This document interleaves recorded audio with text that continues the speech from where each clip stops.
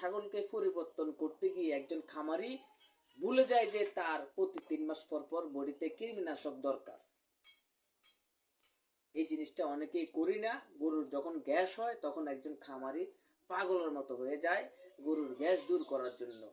গরুর যখন কৃমি হয় তখন একজন খামারি পাগলের মতো হয়ে যায় তার গরুর কৃমি দূর করার জন্য। কিন্তু কোনো খামারি তার বডির দিকে নজর করে না, তার বডির ভিতরে অনেক কৃমি হয়েছে। সেম আমি কবে কৃমিনাশক খেয়েছি আমি নিজেও ভুলে গেছি।